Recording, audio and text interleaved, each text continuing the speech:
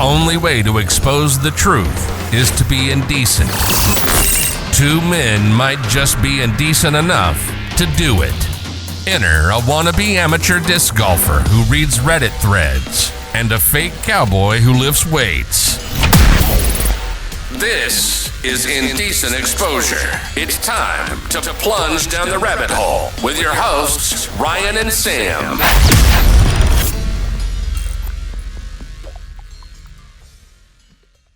Shooter?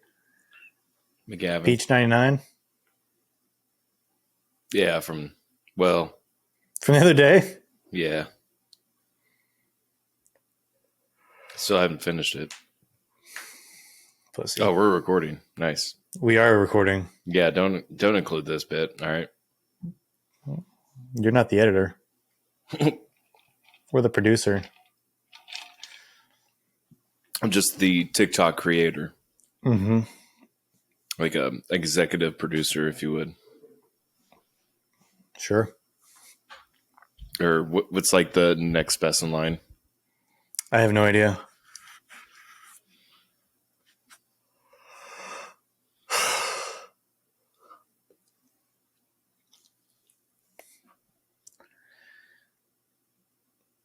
Shoot her down, boy. Yeah. Chase it good. Good job. Good job. I'm ready to start. Yeah. Yeah. Whenever you are. All right, Sam, we're rolling. Yeah, I'm putting that in there to the intro. Hell yeah. Let's do it. Happy Friday. Happy Loser. Friday. You're a you, loser man? today? Why am I a loser? Oh, yeah, Just shit. your It's name, my name. for the day. Yeah. Yeah. Okay.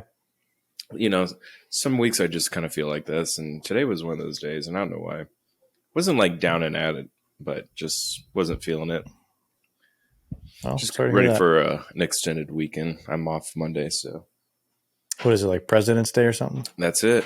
Yeah, we get to celebrate all the glorious presidents we've ever had in our history. Who's your favorite? Cool. My favorite president? Yeah, It's got to be G-Dub. G-Dub. I do like G-Dub. G-Dub. I think he got put into a bad situation. Yeah. That whole thing with the 9/11, which we still have yet I to was talking talk about George Washington. Oh, that one. Well, I know a fun fact about G-Dub, the OG. Yeah. You know how he had like wood teeth, quote unquote. Yeah. Did you know that all the teeth inside his mouth was from all the slaves that he owned? Was it really? It was. Damn, I didn't know he was a slave owner. I mean, most rich white people were back in the day, so. I mean, I like Abe Lincoln. They kind of still are. Yeah, I mean, he's a real one. There's a funny little bit when they passed the Emancipation Proclamation. Yeah. On Family Guy, and he's like releasing one of his slaves, and he's like, "All right, you're free to go." And he's like, "We're cool, right?" Oh my God. It's so funny, man. Hey, you know what? We haven't podcast since what last week. Chiefs, Chiefs are Super Bowl champs. That's why I'm wearing my Chiefs hat. It's insane. It's crazy. What a game. Yeah. It was so much fun to watch. It was a great game. Whether or not you're for the Chiefs or against. Sweating my ass off. I didn't sit down once. I stood the whole time. Dang. Well, I was with my brother who's not a Chiefs fan. Lame. I was cheering as much as I could without going over the top. Why wouldn't you go over the top? It's the Super Bowl. I don't know. It's the one that matters. He's not. I don't know. I don't think he wants to see me excited as I was for the Chiefs as I watched like a Bears game with him. So fucking A. Fucking A. Who cares? Yeah, true. It's the Chiefs. But it's the Chiefs, and they're Super Bowl champs. Third time ever for the Chiefs. Fantastic. Third trip to the Super Bowl in 4 years. Yeah, I'll take 2 out of 3. I'll take 2 out of 3. It's pretty cool. It's pretty cool. You know what? I'll say this too. To the fucking Philly fans. You've now become the softest fan base in the NFL. Congratulations. Yeah. Congratulations. If you have to not only grease up your poles that people are going to terrorize your city, and secondly, people are flipping cars before you flipped a car over before the game. Before the game? What are you wrong with you? Did you see the parade in Kansas City? Because I'm sure you guys were envious to a degree. And you saw everyone just love, cheering, laughter. No cars got flipped. No one got shot. There was nothing that happened, and there was a million people that showed up in downtown that night. You know why? That day. Because we've been there. Yeah, that's right. Ain't our first rodeo. Yeah, exactly. We know how to celebrate like champions. And I'll say this too with Philly fans. Shut the fuck up. It was a hold. Okay? It was a hold. It was a hold. And guess what? The NFL backed the referees. James Bradbury even openly admitted that it was a hold. Every player in that press conference said that refs called what they called, and that wasn't the reason that they lost. Exactly. The reason you lost was because you guys got your ass kicked in the second half. Yep. You had 0 sacks. You didn't have a single stop on defense. Chiefs scored every possession. Right. In the second half. And then, his hold came at a really inconvenient time. But you know what? Yeah. Shouldn't have held him. Yeah. You know what? You guys got burned on that route 3 times in the second half. Yeah, like you said, defense that didn't stop anything. And, I heard reporters like, oh, those plays happen all game, but to call it like that in that moment, well, yeah, whatever. I mean, the hit against Miles Sanders in the first half where Nick Bolton scoops and scored. Yeah. They called that back. We watched them call that back. And then we would have been up and leading at that point. I don't want to hear it. Not to mention the third down catch by Goddard. Right. On the sideline where he double caught it. Only had 1 foot in bounds and they gave him the catch. I just don't want to hear the excuses. I don't want to hear it either. The Chiefs have been on the other side too and gotten burned in the Super Bowl, in AFC division or championship games. We've been there, done that. Just I don't want to hear it. And you guys didn't get burned. No, they didn't. They didn't get burned on anything. The Eagles are a good team. Their road to the Super Bowl was weak as fuck, though. Let's be honest. They played the Giants. Mm-hmm. It's the Giants. The Bears beat the Giants. I don't want to hear any more about that. I think the Giants are better than what they had anyways. And then they played a defeated 49ers team that was on their 4-string quarterback. Yeah. Yeah, 49ers are good. They should be in the Super Bowl every year because of that offense and defense, frankly. Injuries took over. And then you have a depleted Patrick Mahomes who's running on one leg, and you guys can't not still win. So, anyways, great victory. Congratulations, Kansas City. It's absolutely amazing to bring home another championship here. Yeah, we did it. It was really cool. It was really cool. I'm still in kind of disbelief to a degree, but what's so cool about it is that in 3 months or 2 months, actually, everyone's going to be coming here for the draft as reigning Super Bowl champions, and we just keep putting our Kansas City schlong for them to just slobber on, sort of thing. Sorry, put it blatantly. Yeah, but I you know what? I gotta say it because just take it. Okay. All right. Well, Philly, I hope you guys make your way out here and see what a championship city looks like. With our new airport, which I'm excited about. Yeah. So today we're talking about fucking Twitter files again. Sorry. That was a little I have crude. to transition this. Yeah. Good call. It's getting a little out of hand. Go ahead. We're talking about Twitter files. So I may have made a mistake after the first one. First off, we talked about fucking fast food restaurants for 35 minutes. No, that's my apologies. Really ate into the time. We went in deep. We went in depth with that first part of the Twitter files. And to be honest with you, I had seen when they released them on Twitter, but I never read through them. And I didn't realize that there was like 15 parts to this. Yeah, there's. So what we're going to do today is, as we talked about, we're going to kind of go over parts 2 through 6, and it's a lot. And it's what else is crazy is that the congressional hearings right now are going on for Twitter, the former Twitter executives, and it's getting fiery. And I tried watching it the other day, and I just got so frustrated with the answers, and I actually tweeted. I was so frustrated, I tweeted. God dang it! You tweeted? I did. Me tweeting? What? That's crazy. People actually listen to you? No, they don't. But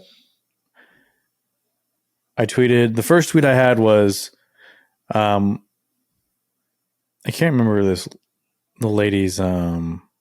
She was like the safety exec or something like that. Yeah, over at Twitter. Navaroli. Yeah. Yep. Navaroli. I think she's African American. She has like braids or something like that. I said, Navaroli continuously saying, quote, "We have to do something" is not a proper response from a platform that promotes free speech and then subsequently suppresses it with direct influence via the Twitter files. Quote, "We have to do something" is not a solution. It's a really bad cop-out. And then I tweeted, when Navaroli says that her role was to protect, quote, "freedom of speech" and, quote, "public safety," and allowed censorship on the platform and did nothing when Libs of TikTok was doxxed, shows you that they're full of shit. And I don't know if you remember that, but the Libs of TikTok account last year, I think it was doxxed on the platform. She submitted it to Twitter and showing that someone had taken a picture of her home and posted the address of her home. Yeah, and right. Twitter's response was, "This does not violate our terms of service policy." How? It does because doxing is illegal. Like, you're not allowed to post public information on the platform. Like, that's private information. Yeah, because that could be seen as, what are we talking about? Incitement of violence. Sure. And call to action. Right. And which also led me to bringing up the famous case. I don't know if you know about it. Brandenburg v. Ohio. No, you mentioned this before, but I've never heard of this case. So Brandenburg v. Ohio is a famous case. I'm going to pull it up here. Because I just want to let everyone know, whoever's listening, and talk to your Kansas legislators. Anyone's able to, I don't know why in Kansas, look up where people live. It blew my mind. Yeah. When I first found out. That's pretty wild. So this case is about Clarence Brandenburg. He was a leader in the Ku Klux Klan. Okay. This is why it gets a little controversial. I've heard bad things. He made a speech at a Klan rally and was later convicted under an Ohio criminal syndicalism. I don't know if I'm saying that right. I think you are. The law made illegal advocating crime, sabotage, violence, or unlawful methods of terrorism as a means of accomplishing industrial or political reform, as well as assembling with any society, group, or assemblage of persons formed to teach or advocate the doctrines of criminal syndicalism. So that raised the question, did Ohio's criminal syndicalism law, I hate that word, prohibiting public speech that advocates various illegal activities, violate his right to free speech as protected by the First and 14th Amendments? So what they found was, yes, that does violate his freedom of speech. And it was under a two-pronged test to evaluate speech acts. One, speech can be prohibited if it is, quote, directed at inciting or producing imminent lawless action. Two, it is likely to incite or produce such action. So basically that's saying, like, freedom of speech is prohibited if it's an incitement of violence or a call to action, like yelling fire in a crowded theater when there's no fire. Sure. But syndicalism is related to, is from Google, it's workers' unions, though. Well, I mean, the Ku Klux Klan, I guess you could argue, was some form of union. It was a union of sorts, that's for sure. Yeah. And I mean, again, you don't have to we all agree that the KKK is a fucking horrible organization and a very, very horrible blemish on America's timeline. But that goes to show that you still uphold the Constitution. You still uphold the First Amendment. Yeah. It's like an unfortunate truth, right? It's like, no, I don't agree with anything that the KKK represents at all, but do they still have free speech? Yeah. Unfortunately. Unfortunately, until they don't. Which is clearly outlined in this case. Right. Okay. And this ties into today with the Twitter files because of the January 6th Capitol riots with Trump being banned. Right. So that's kind of our segue into this thing. Right. Which is part 2. Do we? That's you. We didn't capture anything past part 1, right?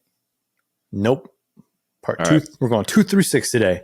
Okay. I'm not going to go rapid fire this. Yeah, we're not going to go super deep into it because I mean they're Twitter threads. You can obviously find these on Twitter, and we can tell you that we'll post it on the YouTube links if YouTube allows us that. Yeah, we'll see. We'll see. But part 2 was Barry Weiss. Do you hear that? I do. The vacuum? I do. Tell your wife. There we go. Fiance. She stopped. All right. How'd you stop her that fast? Is she a robot? She probably heard me. Are you married to a robot? You're just like look at your phone. You're just like stop. I don't think Bailey's real, dude. You saw her on Wednesday. Yeah, she looked pretty fake the whole time. Okay, well, let's get into this. Just totally automatic. No, I'm kidding. All right. Part 2 was a thread produced by Barry Weiss, who is an independent journalist. The overview of part 2 was a look into how Twitter employees and Jordan Sather has a Substack. It's called he's got these thread reader links, which is great. And he has a Substack that's the running list of all Twitter files releases. Pretty good little Substack here that kind of breaks down all the threads, just to give you kind of the meat and potatoes of it. However, I do have the Twitter threads right here. So I think this is part 2. Is it? Want to be? Should be. The shadow banning. Yes, part 2 is all about shadow banning and how Twitter said that shadow banning is not something that they do on their platform, but they said that kind of on the premise of a technicality. They don't shadow ban. They do what's called, they don't call it shadow ban. They call it visibility filtering. It's kind of a workaround of them saying, we don't technically shadow ban. We do visibility filtering, which allows them to have control over content moderation. For instance, Stanford's Dr. Jay Bhattacharya, who argued that COVID lockdowns would harm children, and Twitter secretly placed him on a trends blacklist. Do they shadow ban? There's the gay conservative Milo Yiannopoulos. Yeah. I haven't heard from that guy in years. And he was I kind of forgot about him until today. Really big on Twitter until you said his name. Minute. Yeah, because he probably didn't fit the profile. Yeah. Crazy. They have other examples of the popular right-wing talk show host Dan Bongino. He was put on he was slapped with a search blacklist. So if you search his name, you wouldn't be able to find him. So Dr. Bhattacharya, you could not find him on trends. Do you think that would apply to Google or any of the other popular websites that you'd probably search for information? Google owns YouTube, but right, Google doesn't own Twitter, find them on Bing. Google doesn't own Twitter, but kind of what we're kind of uncovering from the Twitter files here is that the FBI kind of has their they got their hand. They got their multiple pots, right? So, and we're just talking about Twitter, and I think that's really important. Yeah. That it's we're talking about Twitter because company. We have somebody like Elon who said that he's going to basically expose all the corruption that was going on in this company so he can make it back to what it was originally, where it was a free speech platform. In my opinion, it's kind of crazy that we can go back on, I'm going to sneeze, on every... Okay. Bless you. On every like internal conversation ever made between people that were, obviously in staff before, and that we can go pull that information up, which is fantastic. And we can kind of know the history and the background of what happened and what transpired. And that's what we're talking about, obviously. Mm-hmm. Yeah. So I'm happy we can do that there's a digital trail still to this day, like there would be a paper trail. So that's very fortunate in the events that we can talk about that kind of stuff. Absolutely. But yeah, this thread is just about how, again, like we have a quote, think about visibility filtering as being a way for us to suppress what people see to different levels. It's a very powerful tool. One senior employee said. So number 2, again, Barry Weiss reports that one of the accounts that rose to this level of scrutiny was Libs of TikTok, an account that was on the Trends blacklist and was designated to do not take action on user without consulting with SIP-PES. I can't remember how many times. It says here she was subjected to 6 suspensions in 2022. Each time she was blocked from posting for as long as a week. And why Twitter, was she blocked from posting? I don't know if I don't have the exact That's fine. reasons, but it's because it violated they repeatedly their terms. Informed Ray Sheik, who was the owner of the account, that she had been suspended for violating Twitter's policy against hateful conduct. Okay, but the other thing here is that the internal SIP-PES memo from October 2022, after Libs of TikTok's 7th suspension, the committee acknowledged that Libs of TikTok has not directly engaged in behavior violative of the hateful conduct policy. Interesting. So they were telling her that she's being suspended because she was violating this policy, right? But then openly admitted it retrospectively that she had not violated the policy. The committee justified her suspensions internally by claiming her posts encourage online harassment of hospitals and medical providers by insinuating that gender-affirming healthcare is equivalent to child abuse or grooming. Now, there was a famous... Wait. Say that again, please. The committee justified her suspensions internally by claiming her posts encouraged online harassment of hospitals, quote, hospitals and medical providers, end quote, by insinuating, quote, that gender-affirming healthcare is equivalent to child abuse or grooming. And what Libs of TikTok was referring to was the Boston Children's Hospital, who came out with a video talking about basically doing gender reassignment surgery for kids. And that was a video that she posted, and she said that this is child abuse, you're mutilating children. And then subsequently, the Boston Children's Hospital deleted that video. Okay. Wow. And so then people were trying to say that she was basically lying about that. I mean, bro, that's a topic on its own just to talk about on another podcast. I know. Because it sure is. I would love to go more into detail about that. Yeah. But I'll leave it where it is. Okay. So Twitter bans her for saying that. Okay. Got it. Yeah.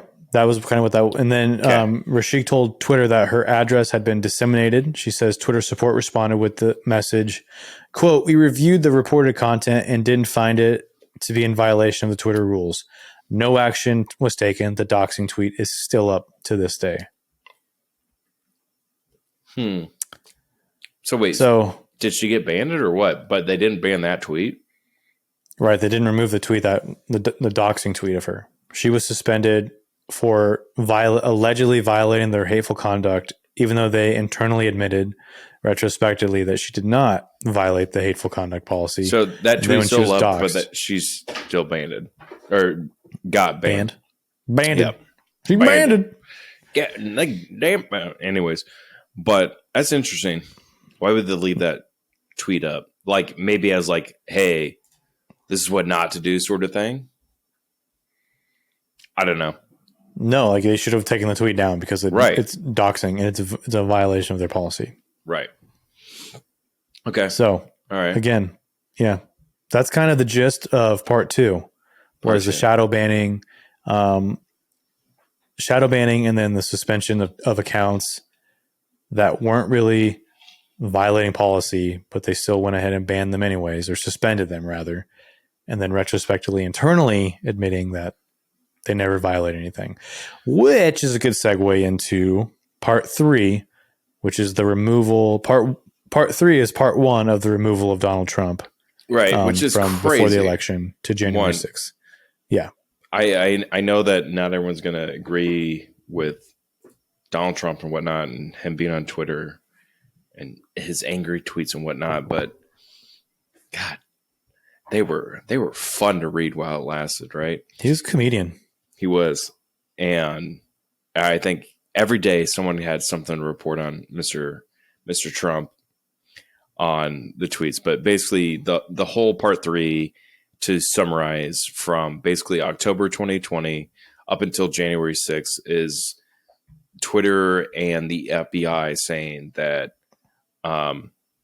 these are violating policy. So like Donald Trump would tweet something, FBI would, and very like later on, this is like up going towards November, I think 6th was election date. I don't know. That's 4 years ago, saying, hey, he can't tweet about this. Election's getting rigged. There's being tweets that are just sent out by other Republicans, and he's retweeting. And basically FBI is sending messages to Twitter execs saying, doesn't this violate your policy, your private policy? And they're kind of going back and forth between the FBI, and FBI is just like, no, you need to basically discredit him and then ban him. So like up, and I think he got banned on January 6th when the Capitol riots were happening, which he was 7th. The 7th, which I know he was tweeting during the riots, like, be peaceful, be safe. And now you can go and look at Donald Trump's Twitter feed up in there. And maybe I should pull his Twitter feed up, because he said he never posts on Twitter again, but his Twitter profile is actually live because Elon took over. So his last tweet was January 8th.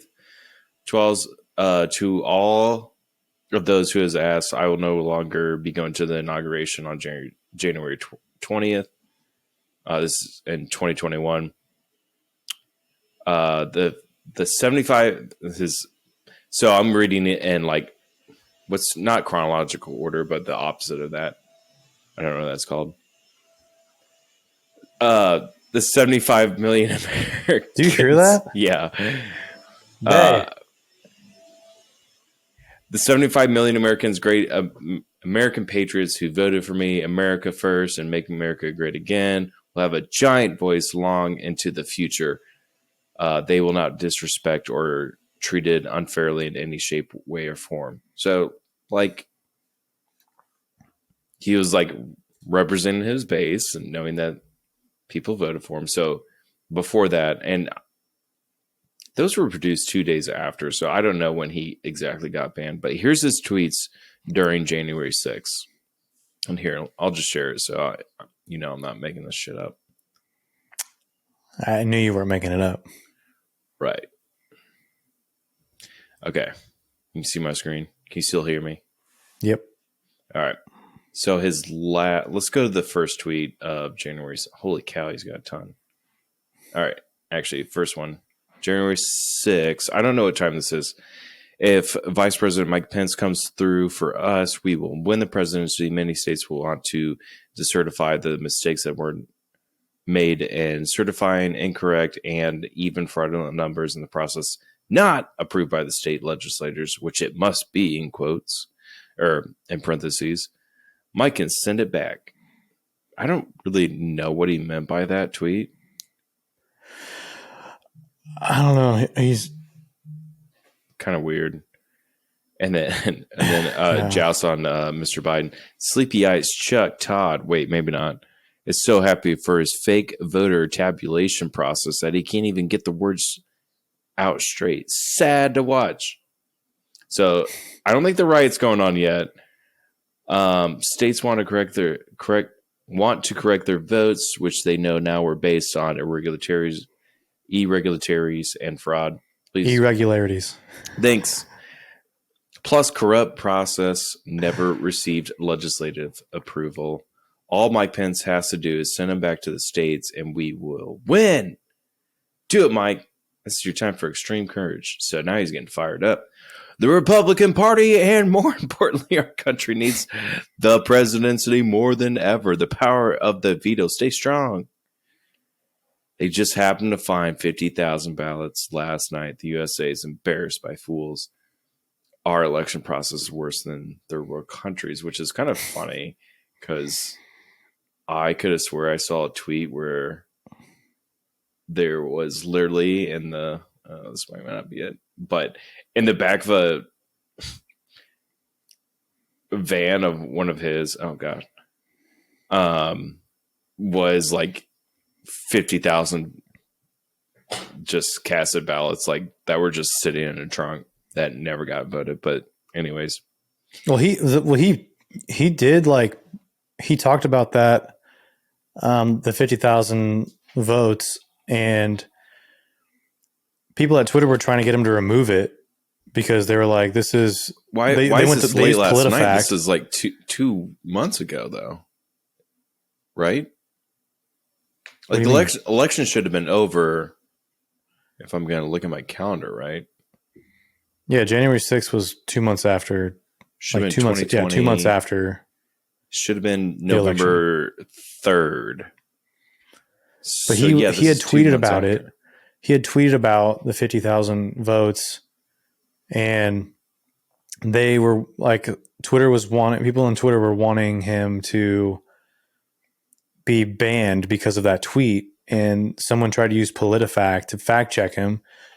And Twitter was like, well, he's actually not lying because an article came out about it. Like, there were articles that came out about the 50,000 ballots, which wouldn't have made a difference. No, but it was just, the point was that they were trying to have him banned on something that he wasn't even lying about. Like, it was right. And that's what the FBI and some of the tweets were on the Twitter files here, saying what real late. Oh shoot, where'd I? The FBI flagged and then got circulated in the enforcement Slack. Twitter cited PolitiFact to say that the first story was proven to be false. They know the second was already deemed to be no VO on numerous occasions. It's like, okay, awesome. Their slang is so lame. It is very lame. The same day, January 6th, these scoundrels are only toying with a gray guy. I don't know. Oh, Sonny Perdue. Is this Sonny Perdue? David Perdue. What is he? Official Twitter account for U.S. Senator David Perdue. Oh, Georgia. Okay. Just didn't want to announce it yet. They got as many ballots as necessary. Rigged election. And then he tweets I don't know if the same day Save America March. No, so maybe? I don't know. And then, shit got down. Please support our Capitol Police and law enforcement. They're truly on the side of our country. Stay peaceful. And then moments later, I'm asking for everyone at U.S. Capitol to remain peaceful. No violence. Remember, we are the party of law and order. Respect the law. And then he got banned. And I don't know where these two filtered out, because I swear to you, he got banned like that day.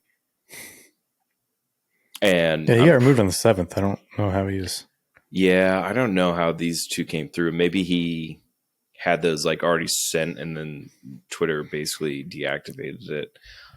Who knows? His profile, but yeah, who knows? So whole thing was all about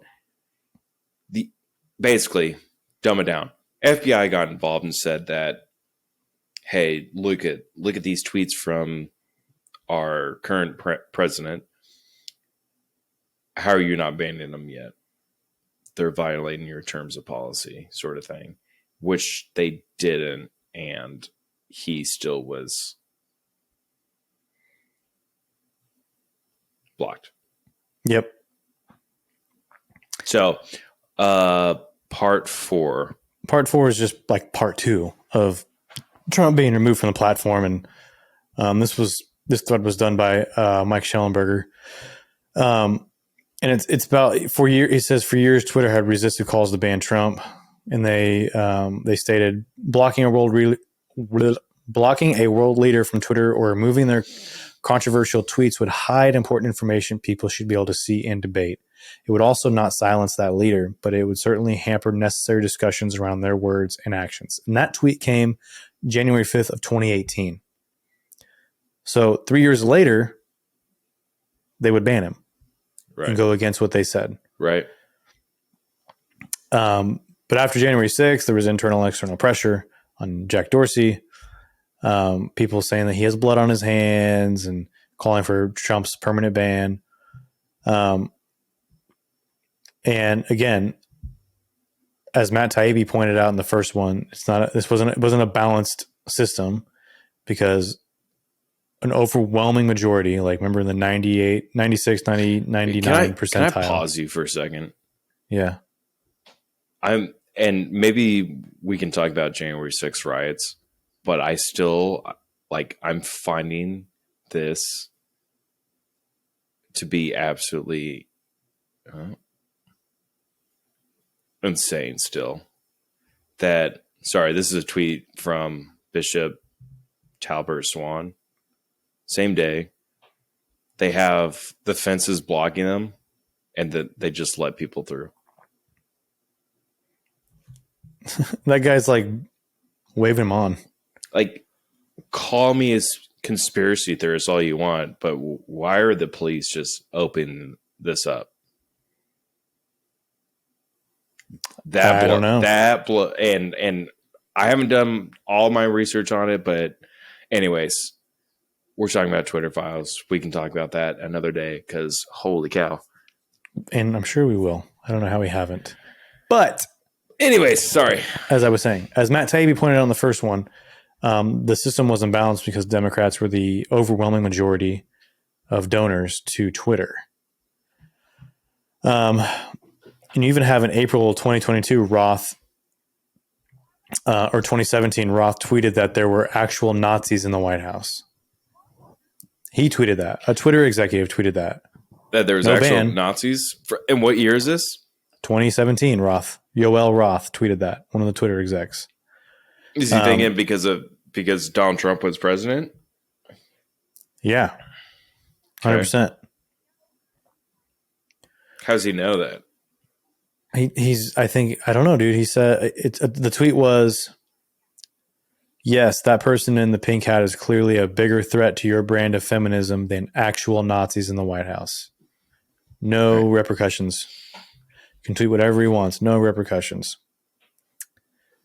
And then on January 7th, Jack emails employees saying Twitter needs to remain consistent in its policies, including the right of users to return to Twitter after a temporary suspension. After Roth reassures an employee that people who care about this aren't happy with where we are. No shit. 11:30 on the same day, Yoel Roth DMs colleagues with the news that he is excited to share. He says, guess what? Jack just approved repeat offender for civic integrity. Directional approach would be something like labels which are severe enough to result in disabled engagements incur strikes. severe enough to result in disabled engagements and curse strikes. Okay. Strike 1, label only. Strike 2, label only. Strike 3, label plus 12-hour timeout. Strike 4, label plus a week timeout. Strike 5, permanent suspension. Progress, they proclaim. Do you think Donald Trump got a couple of those strikes? Well, I don't know, what day was this. I don't have a timestamp for this, unless this was on January 7th. This is January 7th. Okay. Colleague says, progress. Does this affect our approach to Trump, who I think that we publicly said had one remaining strike, or does the incitement to violence aspect change the calculus? UL Roth says, Trump continues to just have his one strike, which would be a label only. Right. This is for everything else. Roth's colleagues' query about incitement to violence heavily foreshadows what will happen the following day. On January 8th is when he got his ban. So that makes sense why those tweets went out. Yeah, it does. January 8th, Twitter announces a permanent ban on Trump due to the risk of further incitement of violence. So then on the 8th, he was banned. Yep. He sure was. He sure was. And then they also talk about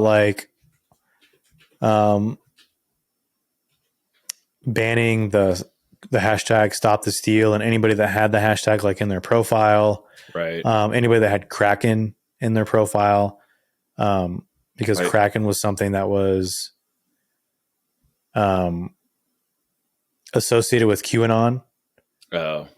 And so when they ended up looking into it,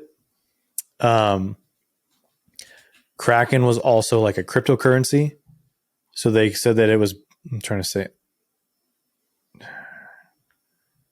what is it? Why is it? Okay. And they say in their Slack, also, I think adding Kraken to the various bots may have broken something.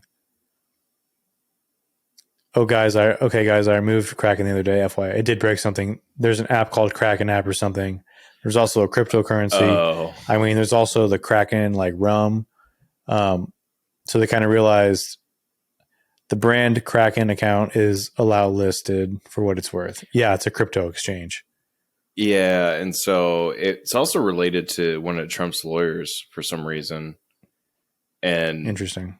It's in relation to QAnon conspiracy theory who believe Donald Trump is secretly battling a deep state cabal of Satan-worshipping pedophiles in the Democratic Party, media business, and Hollywood.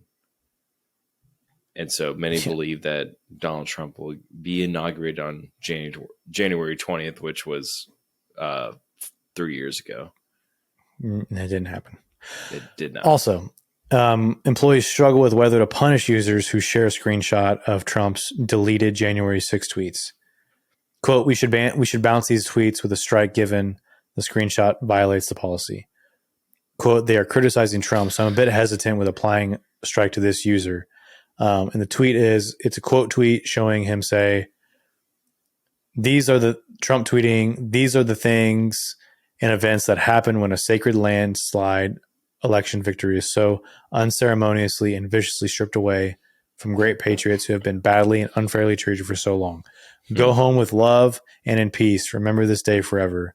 And the account Fenny 850 gems for who? I don't even know what the fuck that is. She says, fuck off. Whoever it is says, fuck off. Oh my God. Even Twitter says it's inciting violence. And then Twitter's replying to the thread saying we should bounce these tweets with a strike given the screenshot violates the policy. And then somebody else said they are commenting and criticizing Trump, so I'm a bit hesitant with applying strike to this user. So what if a user dislikes Trump and objects to Twitter's censorship? The tweet still gets deleted. But since the intention is not to deny the election result, no punishing strike is applied. If there are instances where the intent is unclear, please feel free to rise.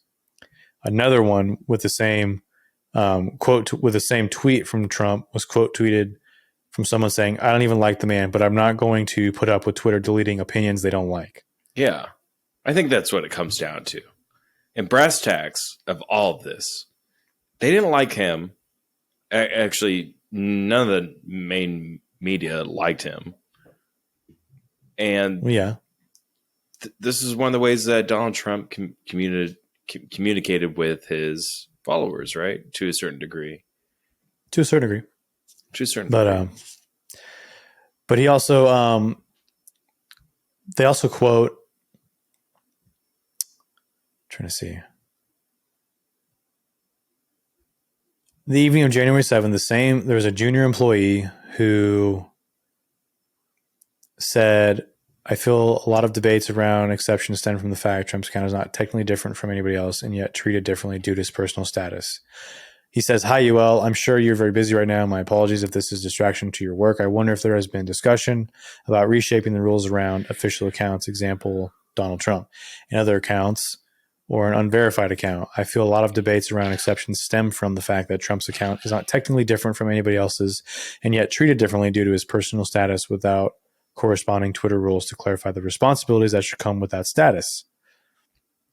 In which case, Yoel says, I think you're spot on. To put a different spin on it, policy is one part of the system of how Twitter works.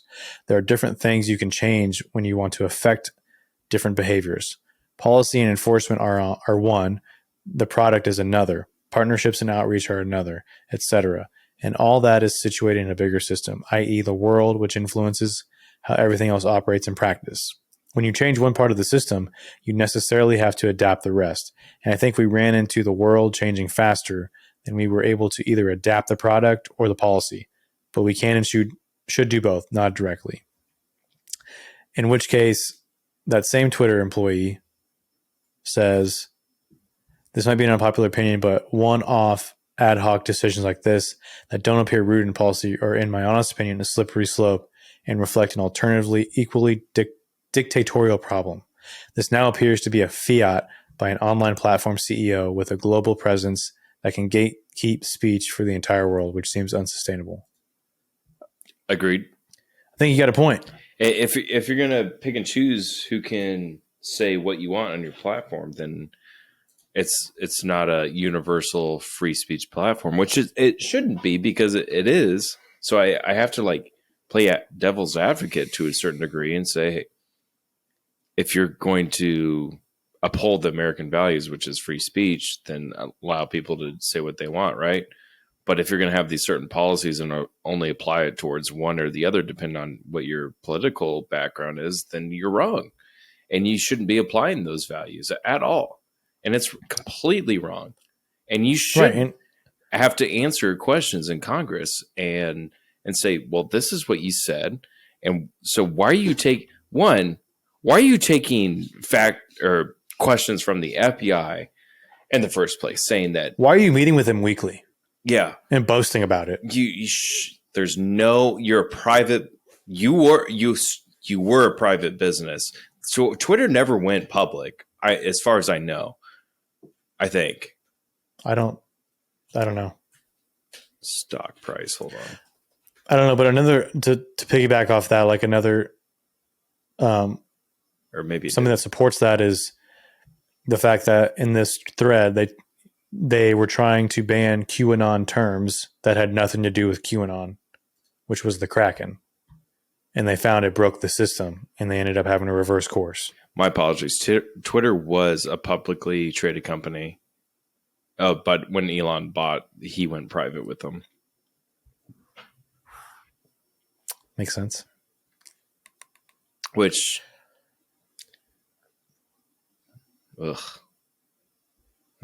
terrible company to invest in. God, they were so bad for so long. And it was all bad during Donald Trump era. That is crazy. This graph that I'm looking at, this is actually very interesting to see. And I wonder if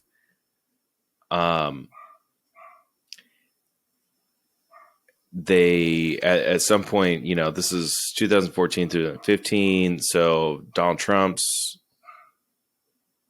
era, look for that last 4 years. It was the lowest as all time. That's funny. That is hilarious. And then as soon as Donald Trump gets banned, stock price rockets. Weird. Is coincidence? I think not. That is kind of crazy. Especially the day he got inaugurated was their lowest of all time since going public. I don't know if that has anything to do with it, but weird. I would think that everyone or Donald Trump tweeting the shit that he said would just boast your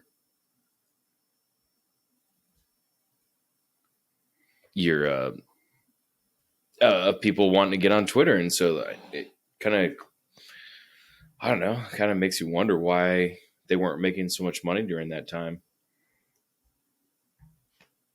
They had to have been filtering out so much of right-wing stuff that time. And not only just right-wing. Well, we have evidence news. Of it. Yeah, right, exactly. And you're taking away your ad revenue, but for the sake of pushing a political agenda. So that's kind of what it comes down to a degree. Like, they're still making money, obviously. And they're probably waiting for someone like they probably weren't waiting for Elon Musk, because now they're just getting screwed. Who knows what's going to happen? But I sent you a video on the Riverside chat if you want to play that for like a good exit. But I think it's yeah, I'll play that. We got 2 videos to play, and we got 2 parts. I don't think part we're going to 5, cover them all. Huh? Oh, go for it. Yeah, we're getting through it. Part 5 is the third part of Trump being removed, and it's just about how Twitter contradicted their own rules and leaving certain heads of state on their platform. Meanwhile, they deleted Trump's account. Like, they're saying that Trump incited violence on January 6th. And I just read through all the tweets from him, so you let me know. Right, but they did it contextually, which he didn't actually violate any. They're saying the bigger picture, and all the stuff that happened around him and his Twitter was the reason they suspended him or permanently banned him. It wasn't like necessarily a certain tweet, but they were saying contextually that's why they banned him, when I don't think he technically violated their policies. I think it was more of like they felt pressured into it, and they did it. Oh, so, from whom? I think you know whom. And that's so part 5. Some of Twitter's employees admitting that Trump didn't break any of their platform rules, and he was still removed, which is insanity. Right, because past 2 parts, all we talked about is them Donald Trump, quote unquote, breaking their policies. And so now in part 5, they're saying that, he didn't violate anything. Twitter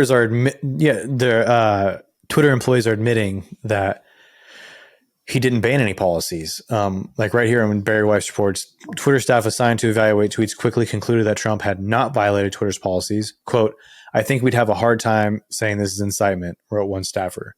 Quote, "It's pretty clear that he's saying that the American patriots are the ones who voted for him and not the terrorists. We can call them that, right?"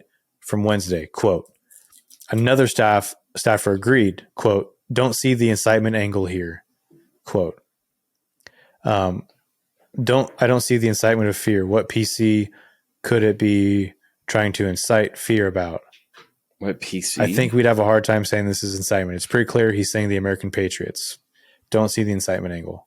No, I don't.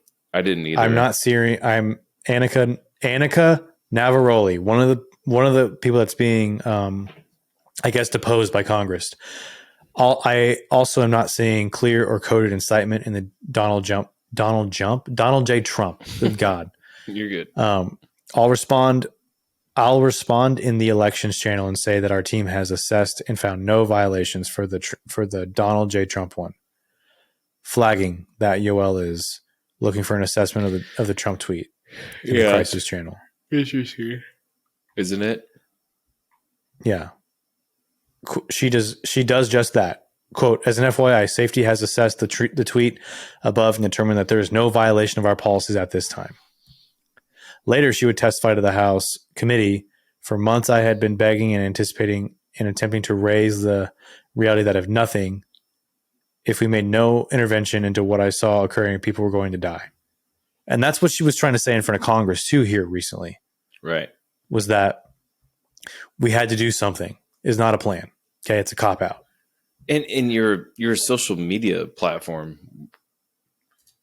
do you really think that like I'm going to wake like the city that I live in, am I going to wake up and I see a couple of tweets and I'm like, you're right. I need to get down there and fuck shit up.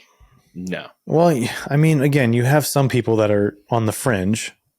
Sure. And they're going to take advantage of that. But for there to be incitement, I need clear, concise saying that I need to say we're marching on the Capitol. Get down there right now and let's overthrow our democracy.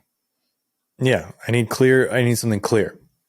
So back to this, the contradiction. In June 2018, Iran's Ayatollah Ali Khamenei tweeted, #Israel is a malignant cancerous tumor in the West Asian region that has to be removed and eradicated. It is possible and it will happen. Twitter neither deleted the tweet nor banned the Ayatollah. In fact, they promoted it with a Budweiser ad. I'm making that part up, but I know. But it's like, okay, that's clear and direct of their intentions on what they want to establish with a foreign enemy. And yet, but wait, there's more. Oh, in October 2020, the former Malaysian prime minister said it was a right for Muslims to kill millions of French people. Nice. Twitter deleted his tweet for glorifying violence, but he remains on the platform. The tweet below was taken from the Wayback Machine. I don't know what that is. Yeah. Muslims have a right to be angry and to kill millions of French people for the massacres of the past. Yeah, they do. Here's some more. Muhammadu Buhari, the president of Nigeria, incited violence against pro-Biafra groups. Quote, those of us in the fields for 30 months who went through the war, quote, he wrote, quote, we'll treat them in the language they understand, quote. The Twitter deleted the tweet, but it didn't ban Buhari. In October 2021, I got more. Twitter allowed Ethiopian Prime Minister Abiy Ahmed to call on citizens to take up arms against the Tigray region. Twitter allowed the tweet to remain up and did not ban the Prime Minister. I can't read it because it's like, I don't even know what language it is. Sure. But apparently it even says this tweet violated the Twitter rules about abusive behavior. However, Twitter has determined that it may be in the public's interest for the tweet to remain accessible. Whose public interest? I don't know. Buhari's. For Ethiopia? I guess. I don't know. It sounds pretty terrible. In early February 2021, Prime Minister Narendra Modi's government threatened to arrest Twitter employees in India and to incarcerate them for up to 7 years after they restored hundreds of accounts that had been critical of him. Twitter did not ban Modi. But Twitter executives did ban Trump, even though key staffers said that Trump had not incited violence, not even in a quote-unquote coded way. Less than 90 minutes after Twitter employees had determined that Trump's tweets were not in violation of Twitter policy, Vijaya Gadde, Twitter's head of legal policy and trust, asked whether it could, in fact, be coded incitement of violence or incited to further violence. Here's a thread. Thanks. The biggest question is whether a tweet, this is Vijaya. The biggest question is whether a tweet like the one this morning from Trump, which is a rule violation on its face, is being used as coded incitement to further violence. If you have any context or insight we should consider, I'm all ears. Example, use of term American patriots, and they will not be disrespected or treated unfairly in any way, shape, or form. End quote. This is an interesting question. I am going to speak with my team ASAP to see if we can run a quick survey to get reactions to the language contained in the tweet and get back to you. Vijaya says, I'm not sure I would rely on a survey. I worry about how that would be perceived externally. Wondering if we have anything in past research that could be relevant. Wow. I don't know. Just so much to unravel there. Go ahead. A few minutes later, Twitter employees on the scaled enforcement team, they have so many fucking teams, suggest that Trump's tweet may have violated Twitter's glorification of violence policy if you interpreted the phrase American patriots to refer to rioters. So wait. So they're just saying that American patriots are terrorists, essentially. Well, they're using that term. They're interpreting that term to be the rioters. Right. The Slack says, "Team Scale is asking if we would consider Trump's tweet for GOV glorification of violence. If we consider American patriots to refer to rioters, they have a point. From my point of view, team, my laptop has frozen. We'll rejoin ASAP. Okay. Scale has said they understand our position. How did it freeze if you sent that? They understand our position, but will continue to push their GOV assessment with leadership. They see it that, quote, he is the leader of a violent extremist group, which is glorifying the group in its recent actions.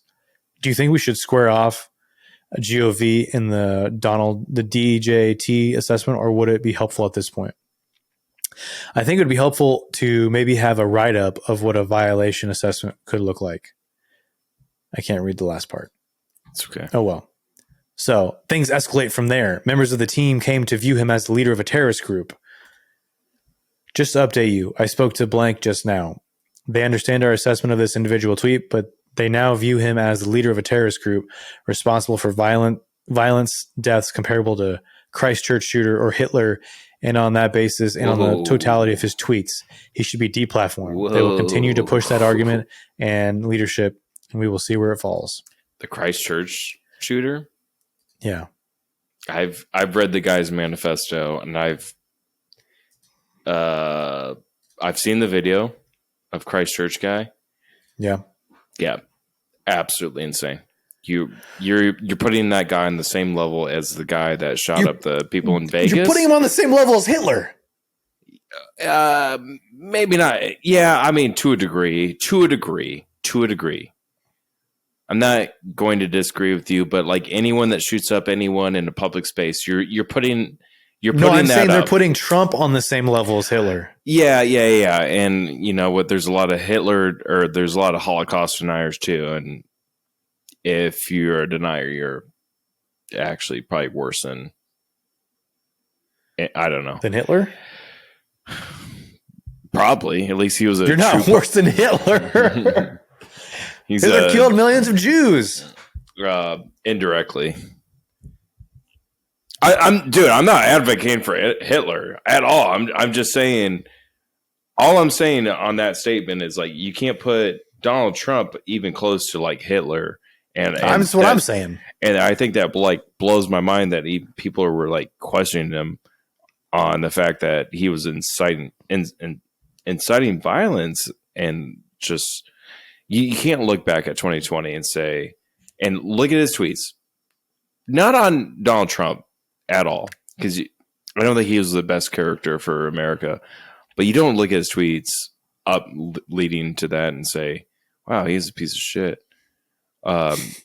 He was definitely inciting violence. I think he was like motioning on it to a degree, like saying that this was a rigged election, which I think that we still have questions out there. And let's be honest, it's not like this is America's first time like screwing with a presidential race of some sort, whether it be international or domestic. So I don't think it's the first time that any election's ever been rigged. And for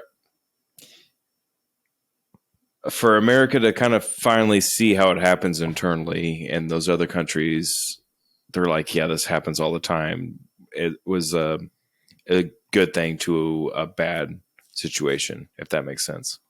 Well, I don't agree. I don't think it was a quote unquote rigged election. I don't think the election was stolen from Trump. I don't think it was stolen. I just think that sketchy things that went on. I think I agree with you. There definitely was, because we have a lot of evidence of that, which I think should be investigated further. But I think 100%. The biggest issue was how social media platforms handled him, and how they were. That's what we're talking shadow about. Banning him. Yeah, how they shadow banned him as late as a week up to the election. Right. And they buried the Hunter Biden laptop story, in which many people said that would have swayed them to not vote for Biden. Yeah.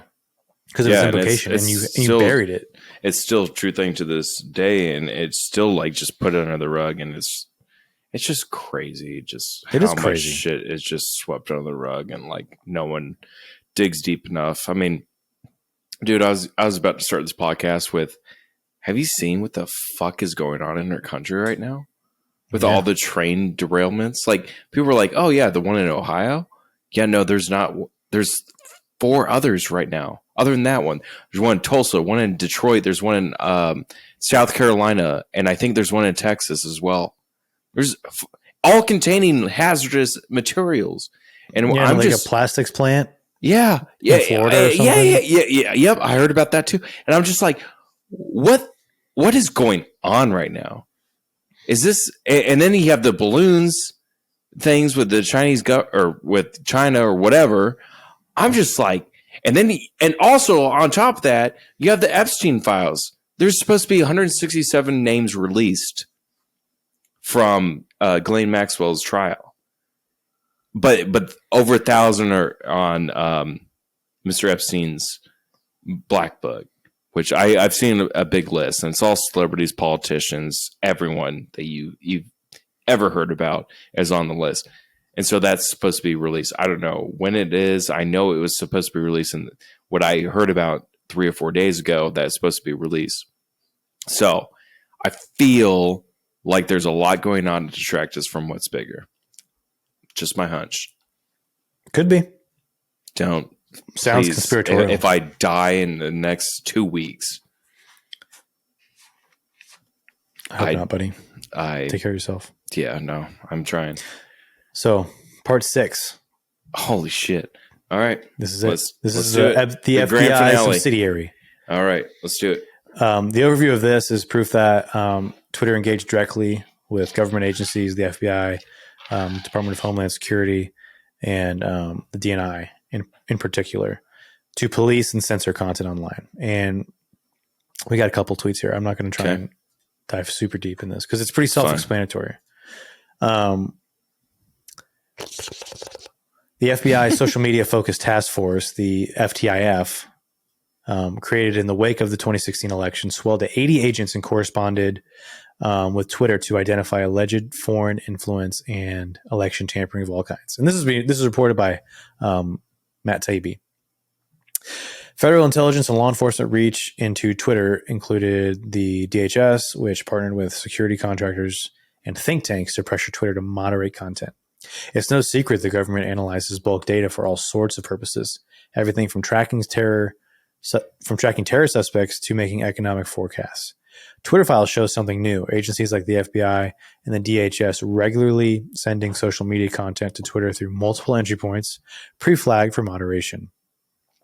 What stands out is the sheer quantity of reports from the government. Some are aggregated from public hotlines. Mm-hmm. And we have a picture here. It says, Election Day protocol for FBI headquarters is to stand up a national election command post, which provides a centralized location for assessing election-related threats. Status reports and complaints are tracked. Have a tip? Send it to tips.fbi.gov or 915-832-5000. All right. Where am I here? Okay. You junkard. Hold on. Because we have one about the collusion. The ubiquity of the 2016 Russian interference story as stated pretext for building out the censorship machine can't be overstated. It's analogous to how, I don't know if I'm saying that right. It's fine. To how 9/11, sound right? Sure. To how 9/11 inspired the expansion of the security state. Russian malign influence use of permissive social media platforms. While the DHS is in its products pans permissive social media for offering operative advantages to Russians, it also explains that the domestic violent extremist threat requires addressing information gaps. Information gaps and challenges associated with the individualized nature of radicalization could be partially mitigated with increased collaboration between law enforcement, terrorism prevention efforts, and private sector partners. We judge these partnerships would improve our ability to detect changes in DVE trends and provide early warning for potential attacks. So that's the guys. FBI in one case sent over so many possible violent content reports, Twitter personnel congratulate each other in Slack for the monumental undertaking of reviewing them. In Slack, it reads, anyone need help reviewing the tweets forwarded an FBI report on possible violative content? +1, we can help on SI. Thank you all so much for your help. A monumental undertaking. That's how I imagine they sound. Yeah. Right? Yeah. Okay. 100%. Sorry. Keep going. I'm taking it all in. Take it all in. There are multiple points of entry into Twitter for government flag reports. This letter from Agent Chan to Roth. Agent Chan's been a big talking point in the congressional hearings. References Teleporter, a platform through which Twitter could receive reports from the FBI. From Yoel Roth. Twitter folks, I just got something hot off the presses today. Please be on the lookout for a teleporter message from me with 2 documents to download. Thanks. Regards, Elvis. Teleporter message. Okay. That was from Elvis M. Chan. Reports also came from different agencies. Here, an employee recommends bouncing content based on evidence from DHS. Resharing this, as it doesn't look like they were actioned yesterday. Given the evidence we received from DHS, etc., I lean towards batting, B-A-D-I-N-G, the URL, and bouncing the videos, to be honest, given the accusations but relatively low visibility. Well, state governments also flag content. So it's all about shadow banning. Yeah, via pressure from the government. Right. Domestic and federal. Twitter, for instance, received reports via a partner support portal and an outlet created by the Center for Internet Security, a partner organization to the DHS. Why was no action taken? Below, Twitter execs receiving an alert from California officials by way of our partner support portal. Debate whether to act on a Trump tweet. So, part 6. So how many parts are there? 15. 18. Jesus.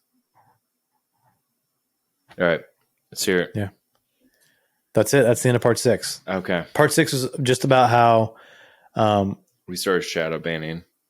Well, shadow banning, but not on the violation of policy, but on the pressure and recommendation from the government. Directly from the government. DHS, I'm not DNI, surprised. FBI, state governments. Not surprised. It's kind of a sad world we live in, right? Like, we can get shadow banned right now. We probably are to a certain degree because we're not woke and putting the I don't know, the agenda. I don't know what the agenda is, but I feel like it's my honest opinion. I think it's like so left that they just want us to be so censored and so at each other's throats that we don't want to progress anything. And I'm all for progressions. I haven't played this. This is. I want to hear this.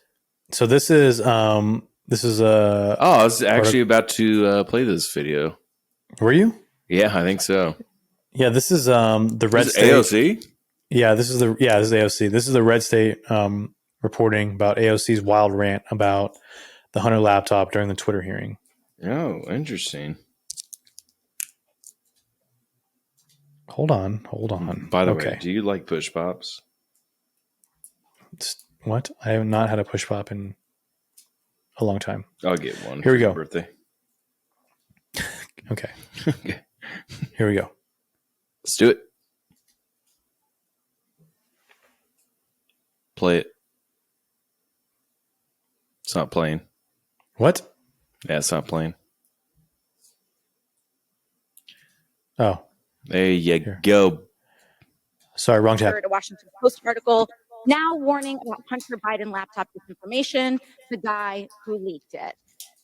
Here's the deal. Before I even get into my questions, I think that the story with the Washington Post reporting is that what they're seeing right here, when the New York Post first reported in October 2020 that it had obtained contents of a laptop computer allegedly owned by Joe Biden's son Hunter, there was an immediate roadblock faced by other news outlets that hoped to corroborate reporting, as many did. The newspaper wasn't sharing what it obtained. New York Post had this alleged information and was trying to publish it without any corroboration, without any backup information. They were trying to publish it to Twitter. Twitter did not let them, and now they were upset. I believe that political operatives who sought to inject explosive disinformation with the Washington Post couldn't get away with it. And now they're livid. And they want the ability to do it again. They want the ability to inject this again. So they've dragged a social media platform here in Congress. They're weaponizing the use of this committee so that they can do it again. A whole hearing about a 24-hour hiccup in a right-wing political operation. That is why we are here right now. And it's just an abuse of public resources, an abuse of public time. We could be talking about healthcare. We could be talking about bringing down the cost of prescription drugs. We could be talking about abortion rights, civil rights, voting rights. But instead, we're talking about Hunter Biden's half-fake laptop story. I mean, this is an embarrassment. But I'll go into it. Ms. Navarrete, let's talk about something real. I'd like to show you a tweet posted by... Yeah, so I kind of want to know more about that, but go ahead. Here's the thing, AOC. It was corroborated. Yeah. It was his laptop. It was. And it does link to Joe Biden. And when you say that we could be doing something better right now, I think we're doing a lot by holding Twitter accountable for not upholding the First Amendment and for lying to everybody that was on the platform for the actions it took against certain political ideologies, against a former president. But to you, it's inconvenient because the New York Post is right wing. If you were really of the people, you would want this story to be put out there and to be investigated. Because we went through the entire Russia gate over Trump, a 2-year investigation that we went over. Right. And it came out that there was no collusion. There was no collusion. And even more ironically, the people that hated Trump were the ones that performed that investigation. And as it turns out, one of the lead investigators on the Russia collusion with Donald Trump, he was the one that was colluding with Russia. Right. And but here you are wanting to bury a story that hurts your narrative and attacks your agenda.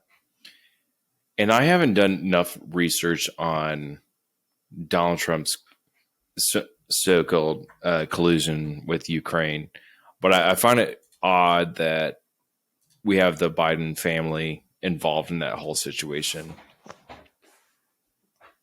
Like it just can't be just a coincidence, right? Like there's something that ties these two pieces together and how they got elected. So I'm not going to say anything, but I'm going to do some research and I want to know a little bit more about the impeachment that he didn't get impeached for. Do it. I will. All right. I'm going to get angry. I want to get angry. I already am. I've got this video you sent me. Okay. Finish on that. This is a good one too. We'll finish up on this one. All right. And I think we can, when we do our next two, we have 2 more parts for this. Yeah. 7 through 11 and then 12 through 15. I agree. And we'll sprinkle in some of the congressional hearing stuff as they get through more of it. Yeah. It's about time we're getting down to Braxton tax, buddy. All right. I know. Hold on. No more talking about fast food anymore for 45 minutes. No one needs to hear about that. We already know who's the OGs. Culver's. Taco Bell. Undefeated. Yeah. The Chiefs. All right. The Chiefs. Okay. You ready for this? I want to talk about derailments. Yeah, let's do it. We have so much shit to talk about. We have it's never ending in this country. It's not. All right, gosh. So here we go. This is Lauren Boebert, who just goes absolutely scorched earth. Bonkers.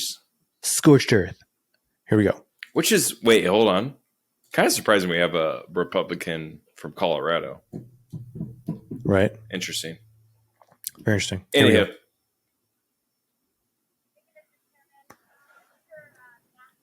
Thank you, Mr. Chairman. Mr. Matt Taibbi, a respected reporter who published much of the Twitter files, said, quote, Twitter's contact with FBI She's cute. was constant and pervasive, as if it were a subsidiary. Now, I want to better understand why he would suggest that. Mr. Roth, while at Twitter, how many meetings did you have with the FBI? I couldn't say for sure, but I would More say than 10? That's a More than reasonable 20? estimate. I couldn't say for sure. They can never More than say for 50? sure. That seems a bit high. Many meetings with the FBI. Well, we know how many FBI agents worked at Twitter while you were there? I don't believe any active FBI Former agents. FBI agents. How many worked there while you were there? I'm aware Wait, of there's perhaps former two. FBI Well, we know of at agents? least Yes. 9 because they started the BU group Yes. chat, BU for Bureau. Now, Mr. Roth, did the FBI ever ask you to share information like users' communication data without That's going through proper legal channels? crazy. No, they did not, and I would have refused if they had. Sure. That's correct. I see that you denied Agent Chan's request for access to Twitter's data feed. What's sick isn't that you would deny it. It's that the FBI would even ask you for the private data of American citizens without going through legal channels of the law. Now, I want to remind you, Mr. Roth, that you are under oath. Did the FBI ever ask you to do anything that was illegal or questionably legal? Yes. I'm not a lawyer, but certainly not to the best of my recollection or knowledge. Now, from the hearing that I've been a part of today, it's almost impossible to tell where the FBI ends and where Twitter begins. We have Mr. Baker here, a former FBI agent, and there seems to be a revolving door between the FBI and Twitter itself. Even Mr. Baker said that there was no collusion with the federal government and Twitter. But Mr. Baker, that's you. You are the collusion between the federal government and the FBI. And now with it, this is such a problem because we're seeing censorship all over. Mr. Roth, Ms. Gaddy, did either of you approve the shadow banning of my account at Lauren Boebert? Yes or no? No, I did not. Not to the best of my recollection. Well, let me refresh your memory because on March 12th, 2021, and Mr. Roth, I know you looked at it because Fascist Twitter 1.0 had a public interest exceptions policy, which means for members of Congress to be shadow banned, it had to go before you, Mr. Roth. So I'll ask again, did you shadow ban my account? Yes or no? Again, not to the best of my recollection. So the answer is, Mr. Roth, yes, you did. I found out last night from Twitter staff that you suppressed my account for this tweet.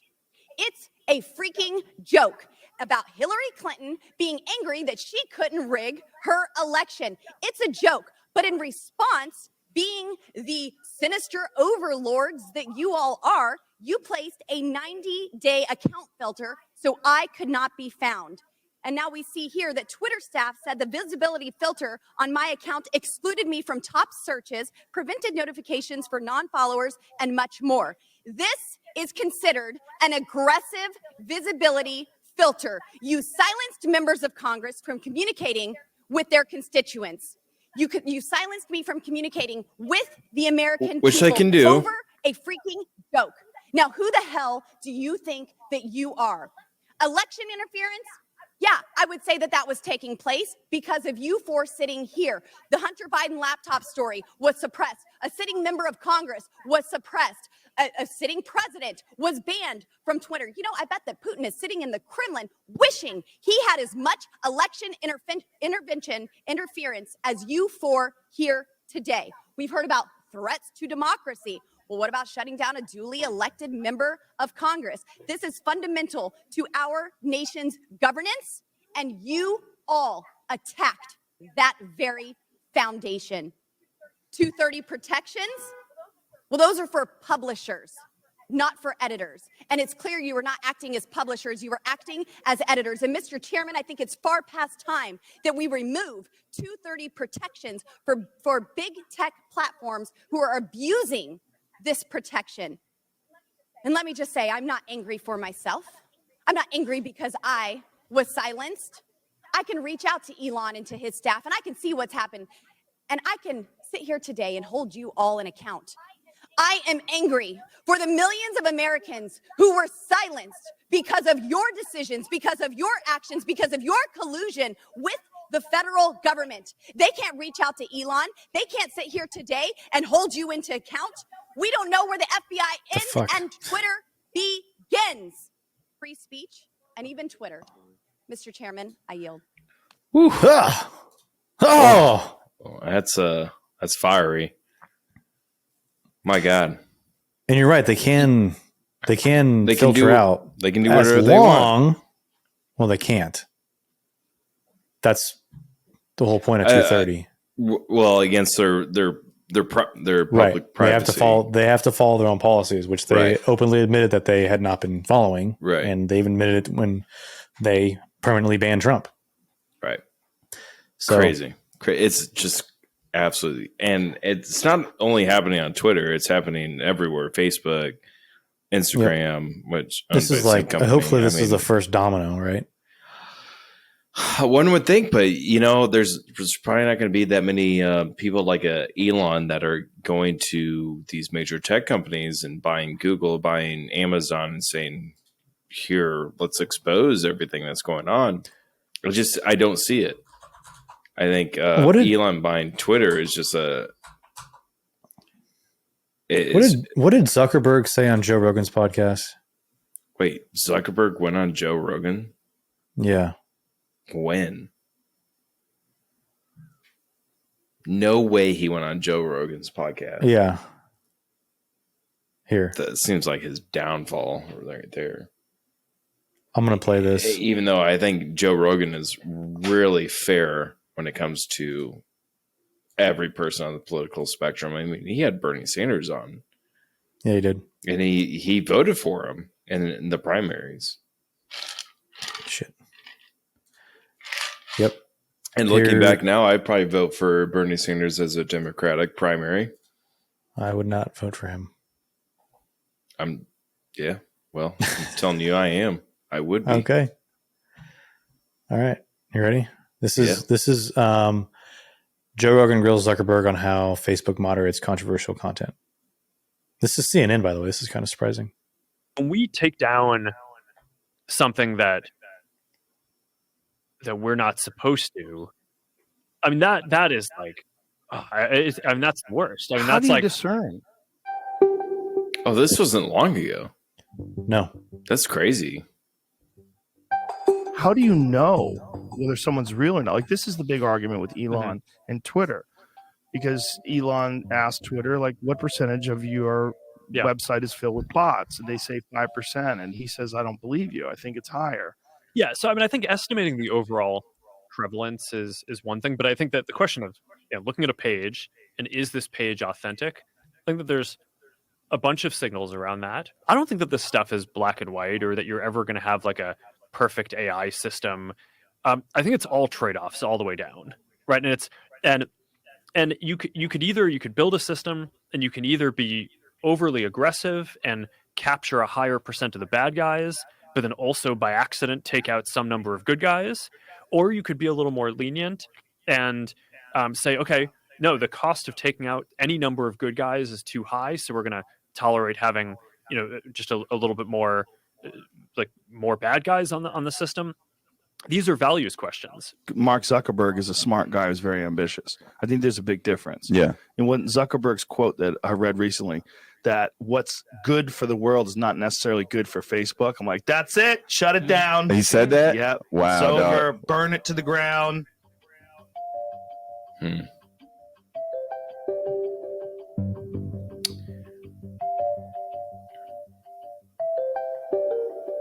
Brother, all I can say at the end of the day, it sucks though. I think in the same way that probably having to go through like a criminal trial but being proven innocent in the end sucks. Like it still sucks to have like that you had to go through a criminal trial, but at the end you're free.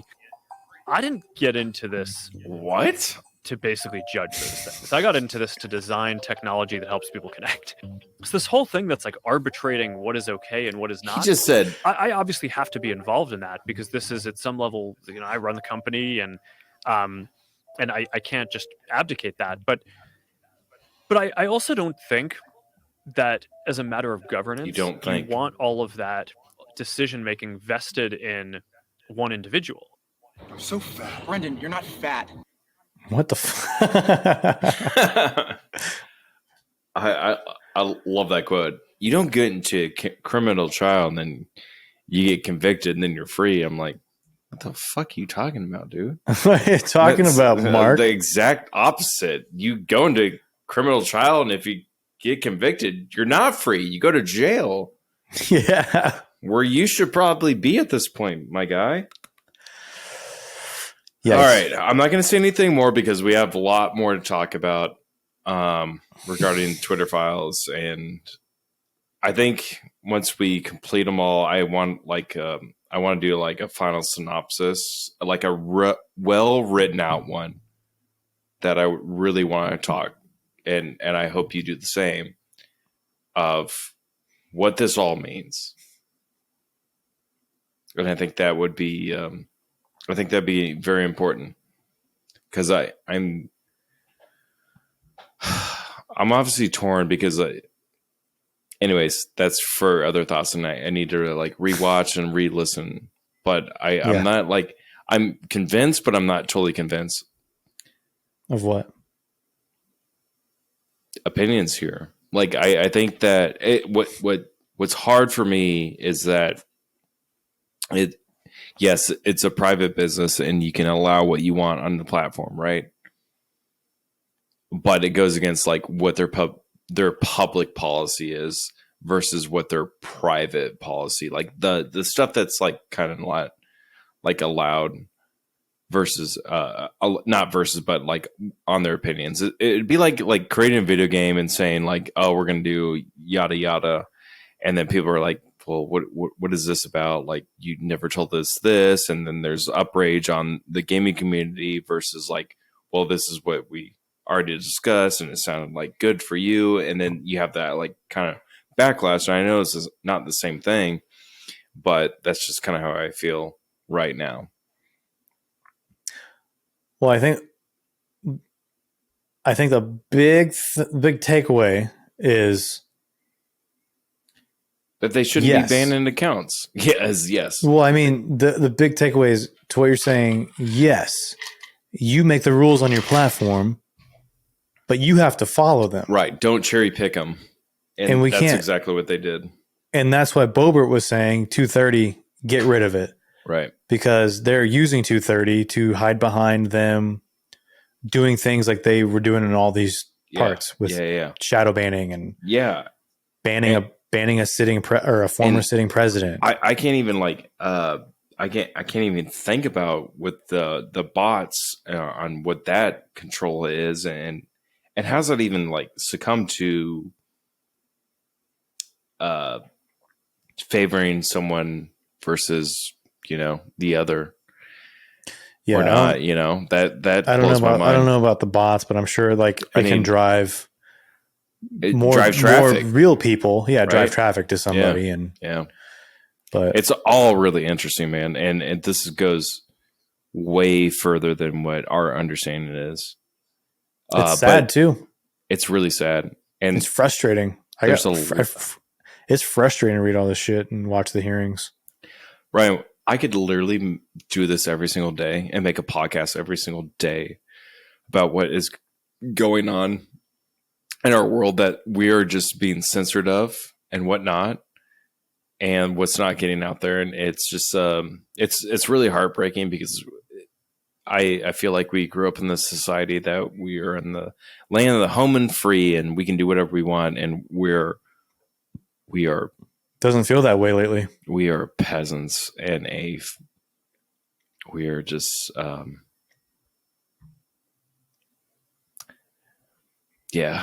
just going to leave that ... as everyone's imaginations. Cause I don't know how you feel right now, but I'm not like depressed, but I just don't have any like hope for our future. It just seems really dark right now. Well, I think I think the saying of strong men create good times, weak men create bad times. I think we're kind of in that limbo. We're kind of right there. we're like weak. We have weak men leading our country. I feel like bad times. I feel like we're at the stage of just something big is about to happen, and that's how I felt for the past like 3-4 years, sort of thing. And I think we're about there. There's a lot going on in this world that we're not talking about either, too. These are just if only we could do this every day. God. Yeah. We'd have to talk about it. It'd be a 2-hour show every day. I'd have to quit my job. So would you. All right. I'm quitting. I'll write my resignation right now. Me too. Yeah. So please fund us, like us, subscribe, do everything you can. No, I'm kidding. Nah, but seriously. All right. Anyways, love you. Love you. I'll see you in a couple days, and we're going to talk some more because I'm thrilled about talking about this subject. If you made this far, I'd kiss your forehead. All That's right. it. Well, and episode 11, Twitter Files Part 2 has come to an end, but to be continued, I guess I should say. Yeah. We'll go with that. An idiot. All right, man. We'll see you in the next one. All right. Later, nerd. Later.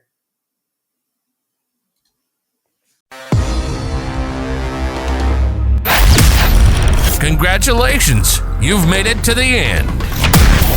You might as well tune in for the next episode of Indecent Exposure. That's all, folks. Until next time, Space Cowboy.